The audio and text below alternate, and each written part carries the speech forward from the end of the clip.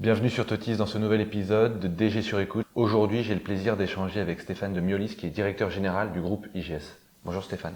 Bonjour Thibaut. Merci d'être avec nous aujourd'hui. Un grand plaisir.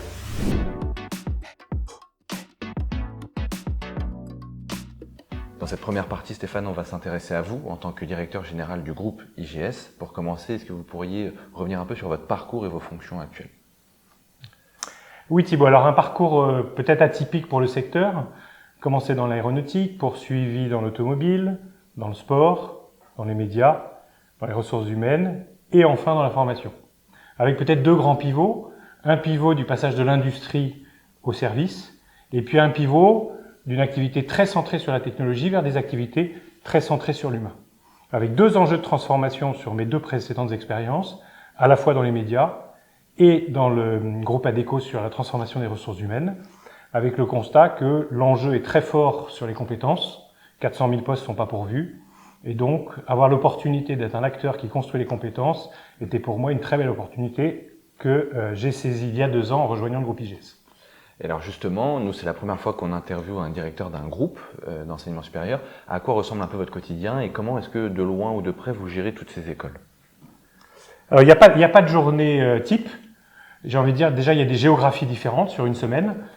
Déjà à Paris, ça peut être dans le 17e sur la formation continue ou dans le 10e sur le campus des écoles.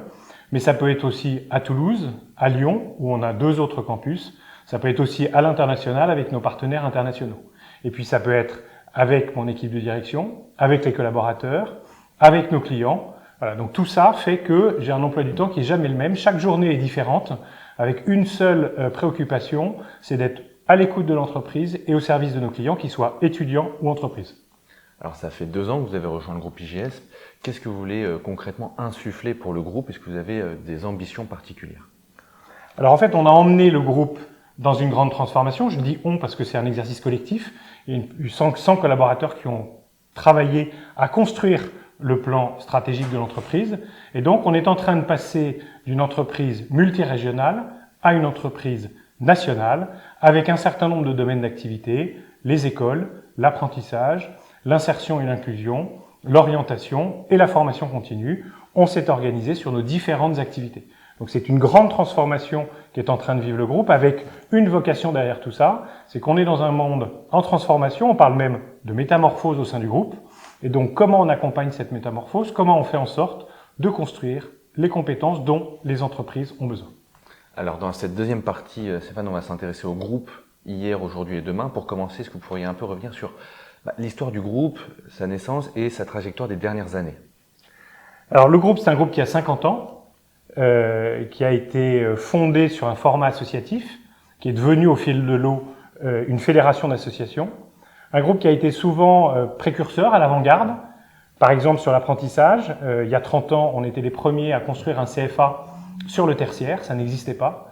Donc l'histoire de l'apprentissage dans le groupe IGS, c'est une longue histoire. Même si la loi 2018 a changé certains de ses fondements. En tout cas, ça fait très longtemps que nous, on est dans la dimension d'apprentissage. C'est aussi une croyance très forte sur la capacité d'inclusion et d'insertion que permet la formation et le développement des compétences. C'est pour ça qu'en 1978, on crée une association qui s'appelait l'ADIP, donc insertion professionnelle, centrée là-dessus, pour permettre en fait à ceux qui sont éloignés de l'emploi, à travers la formation, de pouvoir trouver un emploi. Ça, c'est plutôt la dimension historique, mais ces gènes-là que je vous décris, on les a encore aujourd'hui.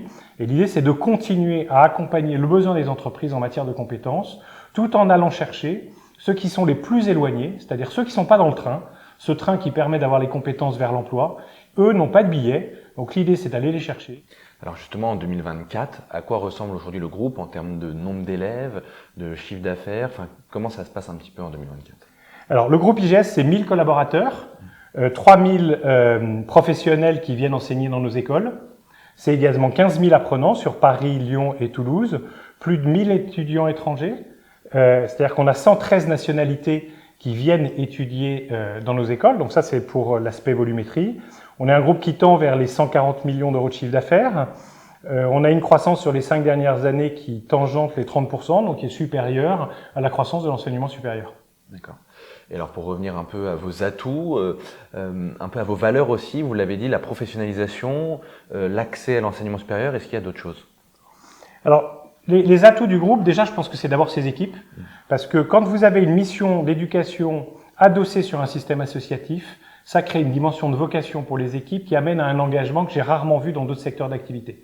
L'une des premières forces de l'entreprise, ce sont ces hommes et ces femmes qui accompagnent nos apprenants. D'ailleurs, on a un taux d'encadrement supérieur à celui du marché, c'est-à-dire que les groupes sont suffisamment petits pour qu'on puisse assurer un niveau d'accompagnement de nos apprenants le plus en proximité possible. Première dimension d'atout du groupe. La deuxième, c'est ces 10 000 entreprises partenaires depuis des années et avec qui on construit en fait leurs besoins de compétences. Et on le voit d'ailleurs puisque nos titres certifiants du ministère du Travail, on est sur des taux qui vont de 91 voire 100% de mise à l'emploi dans les 6 mois. Donc ça veut dire qu'on répond parfaitement aux besoins des entreprises. Deuxième atout. Et puis un troisième atout, c'est ce que j'appelle la troisième voie, c'est-à-dire qu'on met on prend le meilleur de l'enseignement public, le meilleur du privé, donc on va dire la vocation sociale du public et l'agilité du privé, et on crée une troisième voie. On est associatif, on n'a pas d'actionnaire, on n'a pas de dividendes à verser, et tout ce qu'on génère comme profit, on le réinjecte dans le système. Ce qui nous permet de financer par exemple à hauteur de 3 millions la recherche chaque année, et de financer 2 millions d'inclusion pour aller chercher ceux qui sont éloignés et les embarquer dans le groupe.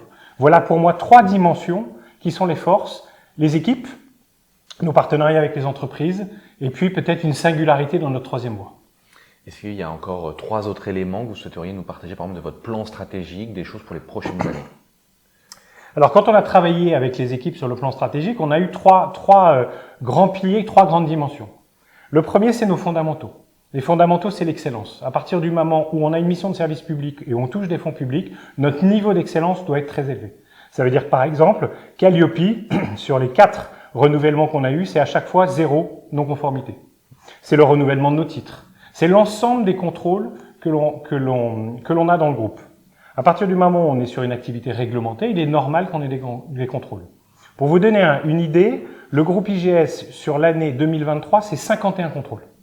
Entre les OPCO, Calliope, tous les acteurs, voilà. Donc on est réglementé, c'est un secteur régulé, il est normal qu'on ait des contrôles et donc il faut qu'on ait l'excellence à travers ces contrôles. C'est la première partie qui est ce qu'on a appelé les fondamentaux. La deuxième, c'est nos différenciants. Nos différenciants, c'est la qualité pédagogique, c'est pour ça que Loïc Roche, qui venait de GEM, nous a rejoints, pour apporter un éclairage sur comment on peut tendre vers une excellence académique. Comment notre direction de la recherche peut amplifier sa dimension et être sur les secteurs d'avenir en matière de recherche. Donc ça, c'est la deuxième dimension sur notre différenciation. Et puis après, il y a notre développement. Et le développement, aujourd'hui, on l'a centré sur l'international. C'est pour ça que je vous parlais des étudiants internationaux, des 113 nationalités. Aujourd'hui, on embarquera plus de 1000 étudiants internationaux parce qu'on a la chance d'avoir une attractivité française très élevée sur l'enseignement supérieur. Il faut garder cette activité, cette attractivité, je vais y arriver. Donc c'est pour ça que c'est important d'être vigilant sur les règles de protection qu'on peut mettre sur un certain nombre de réglementations pour être sûr que cette richesse de talent et cette capacité de nourrir la recherche française, on arrive à continuer à la maintenir dans le temps à travers les étudiants internationaux. Merci Stéphane pour toutes ces réponses. Je vous propose qu'on passe à la troisième partie de notre échange qui sera davantage dédiée au groupe IGS dans l'enseignement supérieur. Pour commencer, il y a un débat sur les écoles privées et les groupes privés de règle générale dans l'enseignement supérieur. J'aimerais avoir votre analyse et un peu ce sentiment parfois qu'on met tous les groupes dans le même panier. Est-ce que c'est votre sentiment ? Je ne sais pas si c'est vraiment le débat. Comme je vous disais, nous on a la chance d'être dans un système associatif, pas d'actionnaire et donc pas de rémunération de l'actionnaire. Et tout ce qu'on génère, on le réinjecte. C'est ce que j'appelle la troisième voie. Et comme je vous disais, on prend le meilleur du public et du privé. On fait cette combinaison. Voilà. Après, les débats sur le public et le privé, je crois que ça fait des années, des dizaines d'années, des centaines d'années qu'il existe. C'est pas un sujet nouveau. À mon avis, il continuera à perdurer. Mais je pense qu'il y a une richesse dans les deux systèmes. Et nous, on a la chance d'être à l'intersection de ces deux systèmes et de proposer le maximum de valeur des deux. Il y a un autre débat aussi qui surgit en ce moment, c'est plus en lien avec les grades, les visas. Là aussi, certaines de vos formations n'ont pas de grade master ou de grade licence. Pour autant, vous employez des termes comme bachelor, master. Certains disent qu'il y a une confusion là-dessus. Quels sont vos éléments de réponse ? Alors, pour nous, le sujet, en fait, est assez simple. On a 3 dimensions. On a la dimension des diplômes qu'on donne à travers nos écoles gradées visées. Ça, c'est un sujet. On a une deuxième dimension qui est la préparation de diplômes donnés par des tiers. Je veux par là parler des bacs pro, du BTS, donc là qui sont des diplômes d'État, mais aussi de la préparation à des doctorats, qui est un diplôme universitaire. Donc là, on prépare en fait les apprenants à l'obtention de ces diplômes avec des taux de réussite très significatifs. C'est la deuxième dimension. Et puis ensuite, on a la troisième dimension, qui est une dimension professionnalisante, où là, on a pas loin de 30 titres délivrés par le ministère du Travail et qui sont des titres professionnalisants. Donc en fait, on a trois dimensions. Alors effectivement, quand un jeune est confronté à l'ensemble de ces systèmes, il est assez complexe. C'est pour ça que toute tentative de simplification, il faut surtout la pousser, l'accompagner, parce que c'est vrai que c'est très complexe. Moi-même, j'ai 4 enfants, dont des étudiants. Même étant de la profession, je m'aperçois quand même que l'ensemble des langages, des labels, des termes utilisés, c'est quand même très technique et très spécifique. Donc plus on pourra vulgariser auprès des apprenants et simplifier la lecture de ce qui est proposé, meilleur ce sera pour tout le monde. D'accord. Mais pour vous, c'est pas un objectif forcément que toutes vos formations, par exemple post-bac, soient gradées licence par le ministère de l'Enseignement supérieur. C'est pas forcément un objectif.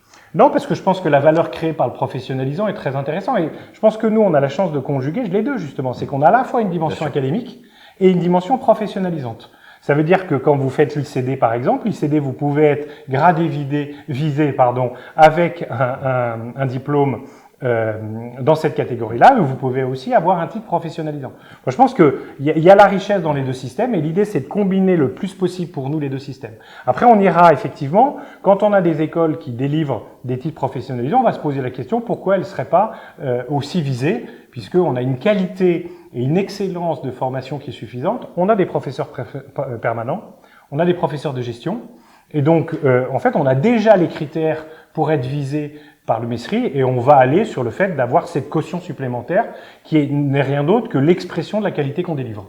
C'est entendu, merci Stéphane. Un autre sujet maintenant, peut-être concernant l'alternance. Il y a eu un boom sur les questions d'apprentissage depuis plusieurs années. On voit quand même une sorte de baisse du financement, un niveau de reste à charge supplémentaire ces derniers mois. Quelle est un peu votre analyse là-dessus? Est-ce que ça vous inquiète en tant qu'école aussi, groupe d'écoles professionnalisantes? Alors, c'est vrai qu'il y a un sujet de financement public.